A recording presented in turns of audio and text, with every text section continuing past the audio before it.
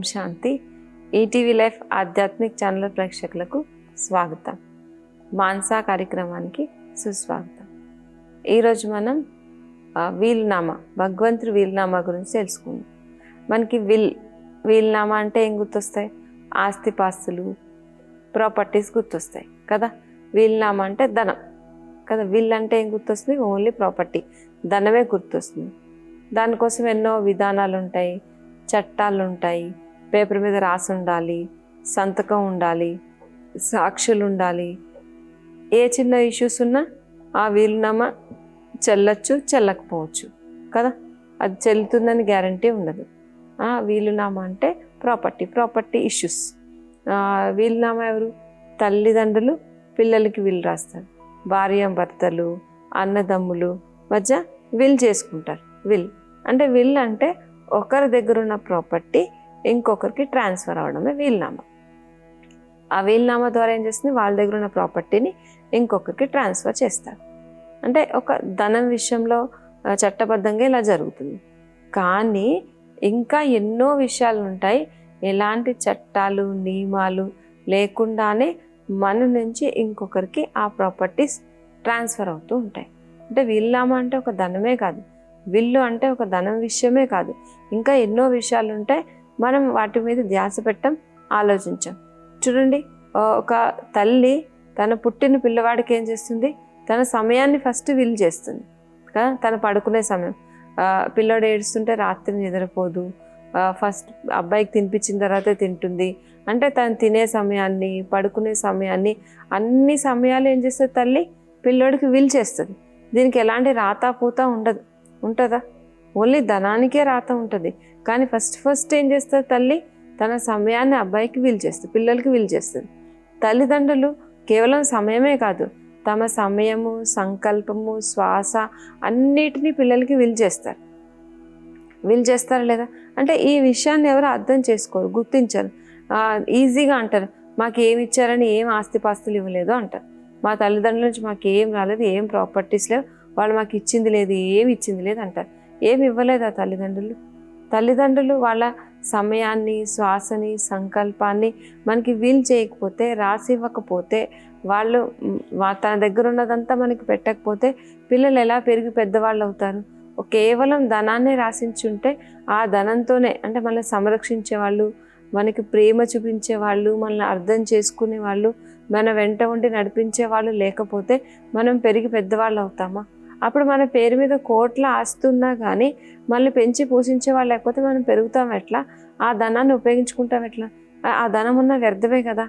అందుకే మనం అర్థం చేసుకోవాలి, ఓన్లీ ప్రాపర్టీ ట్రాన్స్ఫర్ ఒకటే కాదు, తల్లిదండ్రులు మనకి సమయం, శ్వాస, సంకల్పం, వాళ్ళ సమయం అన్నిటినీ మనకి విల్ చేస్తారు.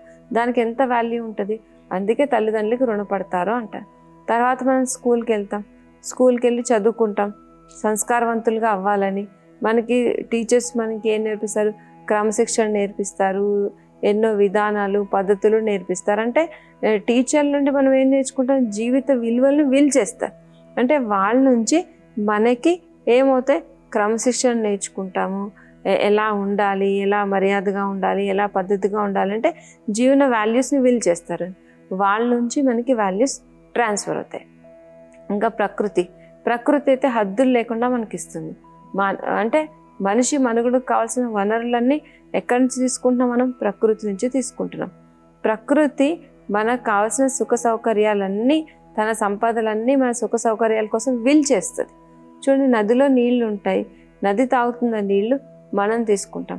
చెట్టుకి పండ్లు ఉంటాయి, ఆ పళ్ళు చెట్టు తీసుకుంటుందా? మనమే తింటాం కదా. ఒక్క పండు కూడా మిగిల్చకుండా మనం కోసుకుంటాం, తింటాం, ఎంజాయ్ చేస్తాం. అంటే ప్రకృతి తన సంపదని మనకి విల్ చేసి, అంటే మనకి ట్రాన్స్ఫర్ చేసింది. చూడండి, మన చుట్టుపక్కల మన మిత్ర సంబంధికులు, ఫ్రెండ్స్ ఎంతమంది ఉంటారు? అందరూ ఒకరికొకరు సహకరిస్తేనే మన జీవితం ముందుకు వెళ్తుంది. ఇలా ఎంతోమంది, కేవలం ధనమే కాదు, మన చుట్టూ ఉన్నవాళ్ళు, ప్రకృతి, మన టీచర్లు, మన తల్లిదండ్రులు, ఎంతోమంది ఎన్నో విషయాలు మనకి వీల్ చేస్తారు. కొందరు వాల్యూస్, కొందరు గుణాలను ఇస్తారు, కొందరు సమయాన్ని ఇస్తారు, కొందరు సహకారాన్ని ఇస్తారు, కొందరు సహయోగాన్ని ఇస్తారు. ఇలా ఎన్నో రకాలుగా మనం అందరి నుంచి ప్రాపర్టీస్ తీసుకుంటున్నాం.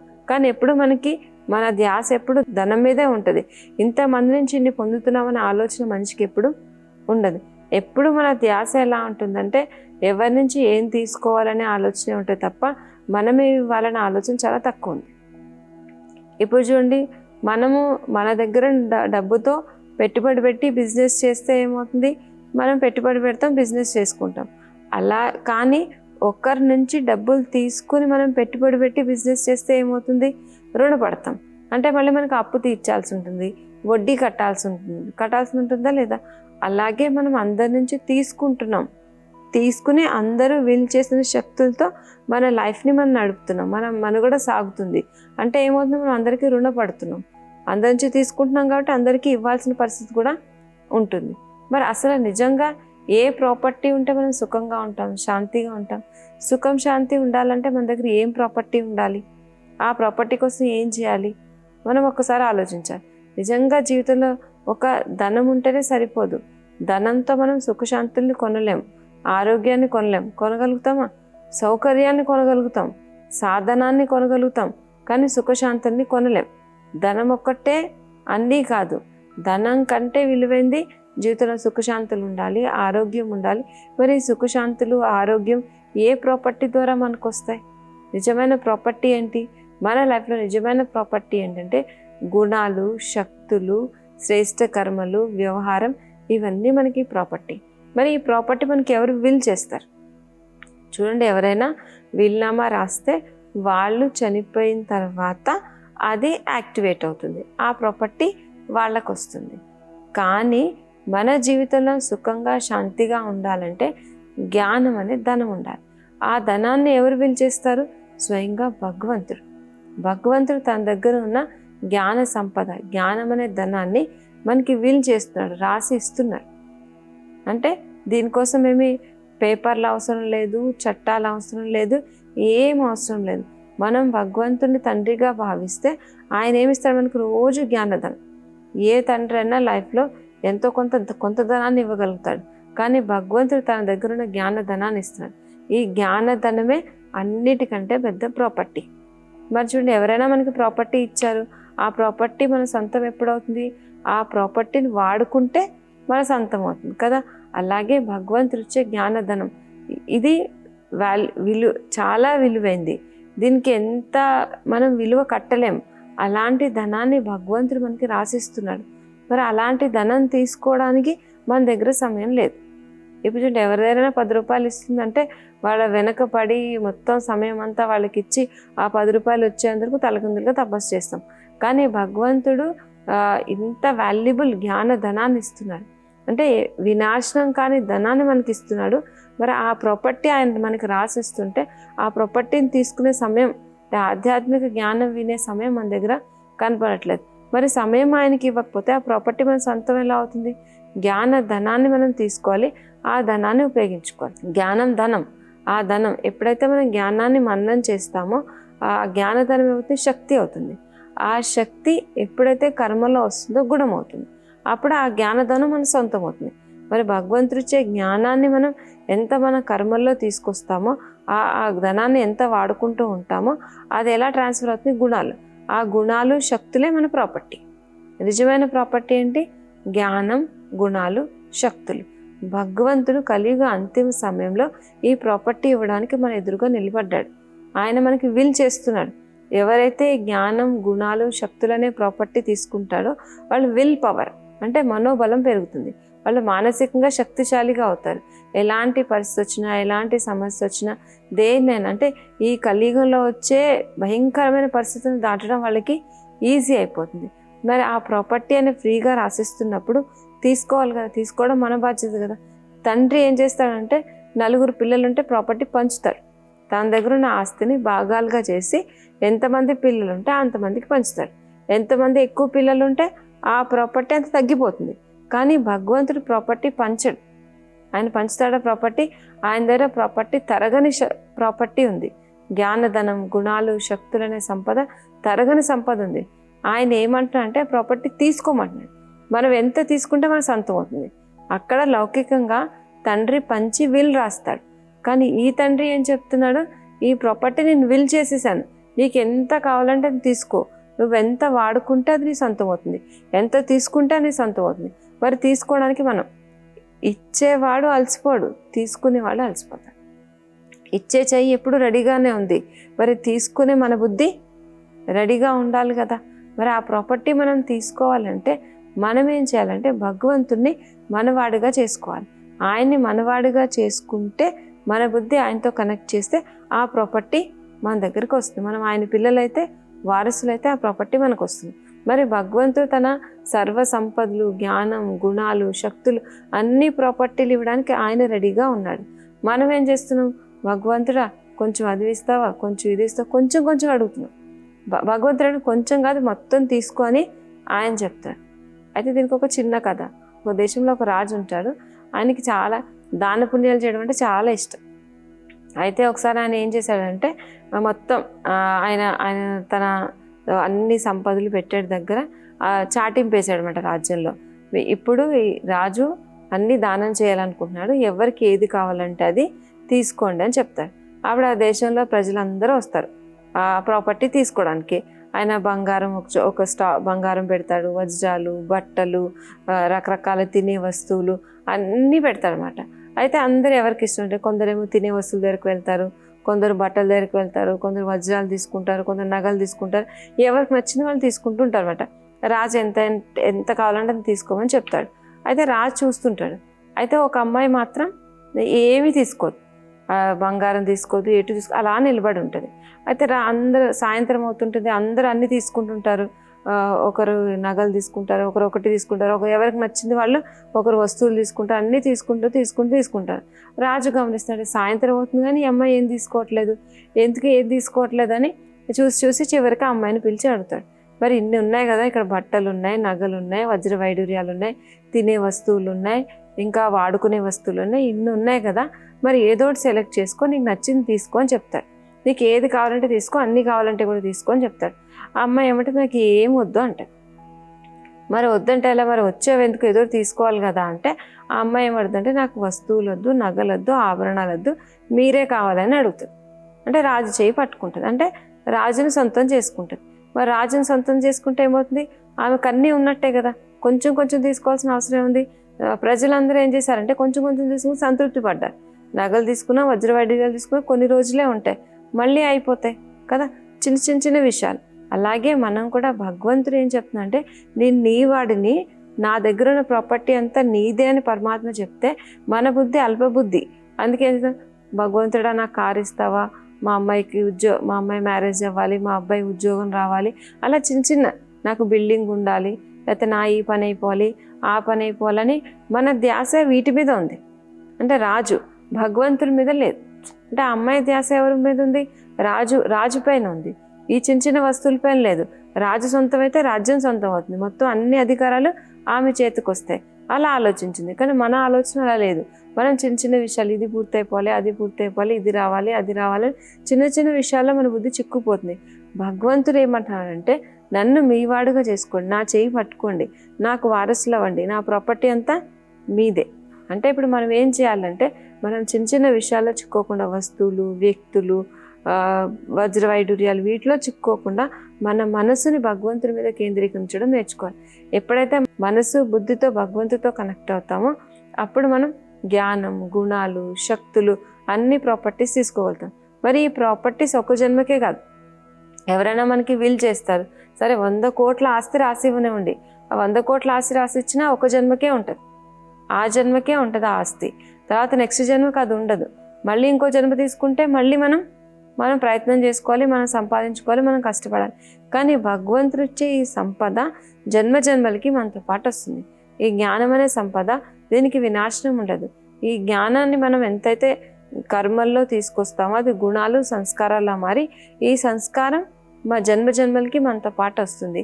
ఈ పుణ్య సంపాదన ఎప్పుడైతే జ్ఞానం ద్వారా మనం శ్రేష్ఠ కర్మలు చేస్తామో ఈ పుణ్య సంపాదన జన్మలకి మనతో పాటు వస్తుంది.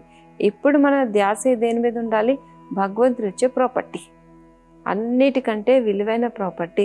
భగవంతుడు కలియుగ అంతిమ సమయంలో ఒక్కసారి వచ్చి తన ఖజానాలన్నీ ఓపెన్ చేసి పెట్టాడు. అంటే తాళాలు లేవు దీనికి, ఈ ఖజానాలకి కండిషన్ లేవు, అన్కండిషనల్. అంటే ఎలాంటి కండిషన్ ఉండదు, ఎవరైనా తీసుకోవచ్చు, ఎప్పుడైనా తీసుకోవచ్చు, ఎంతైనా తీసుకోవచ్చు. భగవంతుడు పంచట్లేదు. మరి పంచితే ఎక్కువ తక్కువ అవుతుంది, మనం కంప్లైంట్ చేయొచ్చు కదా. అందుకే ఆయన ఏమంటున్నారంటే అన్ని ఖజానాలు ఓపెన్ ఉన్నాయి, నీకు ఎంత కావాలంటే అంత తీసుకోవడం మన ధర్మం. ఆయన ప్రాపర్టీ మనకు రాసిచ్చాడు, ఆ విల్ పవర్ ఆయన మనకి ఇచ్చాడు. మరి అవి తీసుకుని సొంతం చేసుకుని మన విల్ పవర్ మనం పంచుకోవాలి. జ్ఞానధనం, అన్నిటికంటే విలువైన సంపద జ్ఞానం, జ్ఞానధనం. ఈ జ్ఞానధనం మనతో పాటు ఉంటే జ్ఞానంతో పాటు సర్వశక్తులు గుణాలు కూడా మన వెంట ఉంటాయి. ఏమున్నా లేకపోయినా చూడండి, అక్కడ కూడా చెప్తారు కదా, అష్టలక్ష్ముల్లో ధైర్యలక్ష్మి. ధైర్యలక్ష్మి ఉంటే మిగతా అన్ని లక్ష్ములు ఆటోమేటిక్గా వచ్చాయని ఒక కథలో చెప్తారు. అలాగే మనం కూడా గుణాలు, శక్తులు, జ్ఞానం అనే సంపదను పట్టుకుంటే స్థూల సంపదలు అవే వస్తాయి. స్థూల సంపద, ఎందుకంటే జ్ఞానం మన బుద్ధిలో ఉంటే మన బుద్ధి సక్రమంగా పనిచేస్తుంది. మనం ఒక రైట్ వేలో వెళ్తాము. గంట చేసే పని అరగంటలో అయిపోతుంది. మన బుద్ధి శక్తిశాలిగా ఉంటుంది, శ్రేష్ఠ కర్మ చేయగలుగుతాం. ఎవరైతే శ్రేష్ఠ కర్మలు చేస్తారో, పుణ్యకథ తయారు చేసుకుంటారో వాళ్ళ మార్గం ఎలా ఉంటుంది, క్లియర్గా ఉంటుంది. ఒకవేళ మనం జ్ఞానాన్ని అర్థం చేసుకోలేదు, వికారాల కోసమే కర్మలు చేస్తే, పాపకర్మలు చేస్తూ ఉంటే ఏమవుతుంది, ఎప్పుడు మార్గంలో అడ్డంకులు వస్తూనే ఉంటాయి. అంటే సమస్యలు, పరిస్థితులు, ఆరోగ్యం, ఏవో ఒక అడ్డంకులు చిక్కునే ఉంటాయి. అంటే మన దగ్గర ఎంత ధనం ఉన్నా ఉండొచ్చు, ప్రాపర్టీ, కోట్ల ప్రాపర్టీ ఉండొచ్చు, బిల్డింగ్స్ ఉండొచ్చు, అన్నీ ఉండొచ్చు, కానీ ఆరోగ్యం సరిగా లేదంటే మనం ఆ ప్రాపర్టీని ఎంజాయ్ చేయగలుగుతామా? జీవితంలో సుఖంగా సంతోషంగా ఉండగలుగుతామా? సంబంధాలు సరిగా లేవనుకోండి, సంబంధాల్లో స్నేహం, మనల్ని పట్టించుకునే వాళ్ళు లేరు, పలకరించే వాళ్ళు లేరు. అప్పుడు మనం కష్టపడి ఎంత ప్రాపర్టీ సంపాదించినా, ఎవరెంత ప్రాపర్టీ ఇచ్చినా కానీ సుఖం, శాంతి ఉండదు. మనం చూడండి, ఇప్పుడు ఈ రోజుల్లో ప్రాపర్టీ ఇష్యూస్ ఎక్కువ అవుతున్నాయి కదా. చిన్న విషయాలు, నాకు ఎక్కువ వచ్చింది, నీకు తక్కువ వచ్చింది, అది ఎక్కువ, ఇది ఎక్కువ అని కోర్టుకు వెళ్ళి జీవితాంతం ఆ కేసుల్లో, ఆ కేసు తెగదు, ముడిపడదు. మన డబ్బులు, మన ప్రాపర్టీ అంతా కరిగిపోతూనే ఉంటుంది. ఆ ప్రాపర్టీ తెచ్చుకోవడానికి మనిషి ఎంత కష్టపడతాడు, అందులోనే జీవితం అంతా గడుపుతాడు. ఆ ప్రాపర్టీ వచ్చిన తర్వాత కూడా మనం సుఖంగా ఉంటామని ఏమీ గ్యారంటీ లేదు. అందుకే ఫ్రీగా ఈ ప్రాపర్టీ దొరుకుతుంది. ఎలాంటి నియమాలు లేవు, చట్టాలు లేవు, ఏమీ లేవు. ఎవరు అడ్డుకునే వాళ్ళు లేరు. అడ్డుకుంటే ఎవరు అడ్డుకుంటారు? భగవంతుడి నుంచి ప్రాపర్టీ తీసుకోవడంలో ఎవరు అడ్డుకుంటారు? మనలో ఉన్న వికారాలే మనల్ని అడ్డుకుంటాయి. కామ, క్రోధ, లోభ, అహంకారాలనే ఈ చెడు మనల్ని అడ్డుకుంటుంది. మనం వీటిని జయించి భగవంతుని మనం సొంతం చేసుకుంటే ఆయన ప్రాపర్టీ మన సొంతం అవుతుంది. మరి పరమాత్మ ఎలా? పిల్లలు పుట్టి పెరిగి పెద్దవాళ్ళైన తర్వాత, యోగ్యులైన తర్వాత ప్రాపర్టీ రాసిస్తారు. కానీ పరమాత్మ అలా కాదు. ఏ రోజైతే మనం ఆయనపై నిశ్చయం ఏర్పడుతుంది, భగవంతుని మనం తండ్రిగా భావిస్తాము, ఆయన్ని మనవాడు అనుకుంటాము, ఆ రోజే మనకు ఆయన ప్రాపర్టీని విల్ చేస్తాడు, ఇస్తాడు. ఈ ధనం కనిపించదు, ఆ ధనం కనిపిస్తుంది, ఈ ధనం కనిపించదు. కానీ ఈ ధనం కనిపించదు, కానీ మనం అర్థం చేసుకుని, ఈ ఆధ్యాత్మిక జ్ఞానాన్ని అర్థం చేసుకుని బుద్ధి ఎంతెంత ఆయనతో జోడిస్తామో అంతంత ప్రాపర్టీ మనం నింపుకుంటాం. ఈ జన్మకి కాదు, అనేక జన్మలకి నింపుకుంటాం. మరి భగవంతుడు మనకి విల్ రాస్తున్నాడు, వీల్నామా రాస్తున్నాడు. ఆయన ఉండగానే, అక్కడ మనిషి పోయిన తర్వాత ప్రాపర్టీ వస్తుంది, కానీ భగవంతుడు తను ఉండగానే ప్రాపర్టీ తీసుకోమంటున్నాడు. మరి ఆయన సమయం అయిపోయింది, ఆయన వెళ్ళిపోయిన తర్వాత మనకు ప్రాపర్టీ ఇచ్చేవాళ్ళు ఎవరో ఉండరు. అందుకే ఇంకా మనం విషయాలు, సమస్యలు, పరిస్థితులు, ఇవి ఉన్నాయి అవి ఉన్నాయని చిక్కుకోకుండా కొంచెం సమయం తీసుకొని ఈ ప్రాపర్టీని స్వీకరించాలి. జ్ఞానం చాలా చాలా వాల్యుబుల్ అయింది. ఎవరైనా రత్నాలు, వజ్రాలు, వైడూర్యాలు ఇస్తే మనం ఒక చిన్న డైమండ్ దొరికినా కానీ, ఒక చిన్న డైమండ్కైనా చాలా వాల్యూ ఉంటుంది. ఆ డైమండ్ కంటే విలువైంది ఏంటి? భగవంతుడి మాటలు, ఆయన చెప్పే జ్ఞానం. ఆధ్యాత్మిక జ్ఞానం డైమండ్స్ కంటే, రత్నాల కంటే వాల్యుబుల్ అయింది. అందుకే ఈ ధనాన్ని మనం ఇప్పుడు సొంతం చేసుకోవాలి. ఈ ధనాన్ని మనం సొంతం చేసుకోవాలి అంటే మన మనసు, బుద్ధిని ఆయనతో కనెక్ట్ చేయడం నేర్చుకోవాలి. ఎంతెంత మనం జ్ఞానాన్ని మననం చేస్తుంటాం. విన్న తర్వాత మననం చేయాలి. మననం చేసి సమయం వచ్చినప్పుడు దాన్ని ఉపయోగించుకుంటూ వెళ్తే మనకంటే ధనవంతులు ఈ ప్రపంచంలో ఎవరు ఉండరు, మనకంటే అదృష్టవంతులు ఈ ప్రపంచంలో ఎవరు ఉండరు. మనకి ఇప్పుడు కనిపించే వాటిపైన ధ్యాస ఉంది, కనిపించి ధనాన్ని సొంతం చేసుకుంటే ఆ పరమానందం. అంటే మనిషికి ఏం కావాలి జీవితంలో? ఆనందంగా ఉండాలి, సుఖంగా ఉండాలి, సంతోషంగా ఉండాలి. ఈ ఆనందం కూడా ఎలా? హయ్యెస్ట్. ఏదో ఈ క్షణం ఉంది ఆ క్షణం పోయిందని కాదు. ఇప్పుడు ఎలా ఉంటుంది మన దగ్గర ఏ వస్తువులున్నా వ్యక్తులున్నా ఒక క్షణం ఆనందం ఉంటుంది, ఇంకో క్షణం ఎలా ఉంటుందో తెలియదు. కానీ పరమాత్మ ఇచ్చే ప్రాపర్టీ సదా సదా ఆనందం, సదా సుఖం, సదా సంతోషం, సదా ఎప్పుడు ఈ జన్మకే కాదు అనేక జన్మలకి ఈ ప్రాపర్టీ మన వెంట వస్తుంది. అందుకే పరమాత్మ ఇచ్చే కొంచెం సమయం, మరి భగవంతుడు ఇచ్చే ఈ ధనాన్ని మనం సొంతం చేసుకోవాలంటే మనం ఏం చేయాలి? ఏం చేయాల్సిన పని లేదు. అక్కడ ఏదైనా ప్రాపర్టీని మనం తెచ్చుకోవాలంటే కోర్టు చుట్టూ తిరగాలి, ఎన్నో కష్టాలు పడాలి, ఎన్నో మార్పులు చేర్పులు చేయాలి. అప్పుడు ఆ ప్రాపర్టీ మనకు వస్తుందా లేదని గ్యారంటీ లేదు. మరి భగవంతుడి నుంచే ప్రాపర్టీని మనం సొంతం చేసుకోవాలంటే మనం కొంచెం సమయం తీసుకుని ఆధ్యాత్మిక జ్ఞానం, ఆయన చెప్పే మాటలు వినడం నేర్చుకోవాలి. ఆయన చెప్పే మాటలు వింటూ ఉంటే ఆ జ్ఞానాన్ని వింటూ ఉంటే ఎలా అంటే మన బుద్ధి ఎలా అయిపోయిందంటే రాయిలా అయిపోయింది. ఇప్పుడు ఏదన్నా గోడకి మేకు కొడితే ఎలా? ఒక్కసారి కొడితే వెళ్తుందా గోడకి మేకు? వెళ్ళదు కదా. దాన్ని కొడితే గట్టిగా సుత్తి పెట్టి కొడితే అప్పుడు ఆ మేకు లోపలికి చేరుకుంటుంది. అలాగే ఇప్పుడు మన బుద్ధి కూడా పాషాణం అంటే రాయిలా తయారైంది. ఈ రాయి బుద్ధిలో భగవంతుడి మాటలు పట్టాలంటే ఒక్కసారిగా పట్టవు, మనం వింటూ ఉంటే. ఇప్పుడు చూడండి, గోడకి మేకు కొడతారు, ఆ గోడకేమి తన ఆలోచనలు ఉండవు, తన భావాలు ఉండవు, భావనలు ఉండవు, ఏముండవు, జడం. కానీ మనం ఎలా ఉన్నాం? భగవంతుడు చెప్తున్నాడు ఆత్మ ఒక చైతన్యమైన శక్తి అని చెప్తున్నాడు. కానీ మన లోపల ఆల్రెడీ ఫిక్స్ అయ్యే భావాలు ఉన్నాయి. నేను శరీరం అనే అహంకారం ఉంది, అహం ఉంది, నాది నా వాళ్ళనే ఆలోచనలు ఉన్నాయి.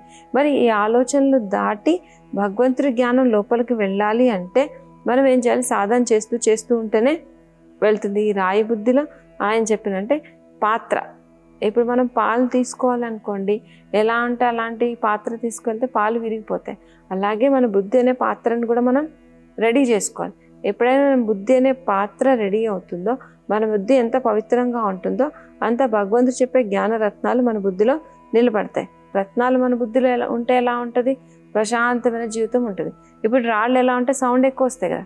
మరి ప్రపంచ విషయాలు, వ్యక్తులు, వస్తువులు, ఈ రాళ్ళు మన బుద్ధిలో ఉంటే ఏమవుతుంది? ఎప్పుడు సమస్యలు, పరిస్థితులు, దుఃఖం, అశాంతి, అంటే ఎప్పుడు అలజడే ఉంటుంది. మరి భగవంతుడు చెప్పిన రత్నాలు మన బుద్ధిలో ఉంటే ఎలా ఉంటుంది? మన జీవితం సుఖంగా, శాంతిగా ఉంటుంది. అందుకే ఏం చేయాలి? ఏదో మనం ఎప్పుడో విన్నాం, మాకు అన్నీ విన్నాం, తెలుసు అని అంటారు. ఎప్పుడో వింటే పని జరగదు. ఎందుకంటే ఈ బుద్ధి అంత స్ట్రాంగ్ ఉంది కదా. ఈ బుద్ధిలో మంచి విషయాలు పట్టాలి అంటే టైం పడుతుంది. తొందరగా పడతాయా? పట్టవు. ఈ రత్నాలు మన బుద్ధిలో నిలబడాలంటే వింటూ సాధన చేస్తుంటే భగవంతునిచ్చే జ్ఞానధనాన్ని మనం సొంతం చేసుకోగలుగుతాం. మరి ఈ కలియుగ అంతిమ సమయంలో పరమాత్మ స్వయంగా వచ్చి తన దగ్గర ఉన్న జ్ఞానము, గుణాలు, శక్తులనే ప్రాపర్టీ మనకి విల్ చేస్తున్నాడు. మరి ఆయన ఫ్రీగా అన్ని ఖజానాలు తెరిచిపెట్టాడు, అన్ని నిధులు తెరిచిపెట్టాడు. ఎంత కావాలంటే అంత తీసుకోమంటున్నాడు. మరి ఈ ఖజానాలు తీసుకోవాలంటే ఆయన ఒక్క మాట చెప్తాడు, కొంచెం సమయం నాకు ఇవ్వు, కొంచెం సమయం నాకు ఇచ్చి నీ బుద్ధిని నాతో జోడించు, నన్ను నీ సొంతం చేసుకో అని చెప్తున్నాడు. మరి ఆయన్ని మనవాడిగా చేసుకుని ఆయన ప్రాపర్టీ మనం మన సొంతం చేసుకుని జన్మల మన భాగ్యాన్ని తయారు చేసుకోవాలి. మరి భగవంతుడు తను చాలామంది వీలునామా రాసి గుప్తంగా పెడతారు. అందులో ఏముందో వాళ్ళకి తెలియదు, వాళ్ళు పోయేంత వరకు కూడా తెలియదు. కానీ భగవంతుడు తన వీలునామా పబ్లిక్గా చెప్తున్నాడు, నా ప్రాపర్టీ నీకు, నువ్వు ఎప్పుడైతే నా మీద నీకు నిశ్చయం ఏర్పడుతుందో అప్పుడు నా ప్రాపర్టీ నీకు రాసి ఇచ్చేసానని చెప్తున్నాడు. మరి ఆ ప్రాపర్టీని మనం యూజ్ చేసుకుని మన జీవితాన్ని, జన్మల భాగ్యాన్ని తయారు చేసుకుందాం. ఇప్పుడు లేకపోతే మళ్ళీ అవకాశం మనకి రాదు. కలియుగ అంతిమ సమయంలో ఒకేసారి పరమాత్మ వచ్చి మనకి ఈ ప్రాపర్టీ అంటే ఈ తాళం చేతులు మన చేతిలో పెడతాడు. మనం స్వీకరించి మన జీవితాన్ని తయారు చేసుకోవాలి. ఈరోజు మనం భగవంతుడి ప్రాపర్టీ, ఆయన వీలునామా గురించి తెలుసుకున్నాం. మళ్ళీ వచ్చే ఎపిసోడ్లో మరికొన్ని అంశాలతో కలుసుకుందాం. అంతవరకు సెలవు, నమస్కారం.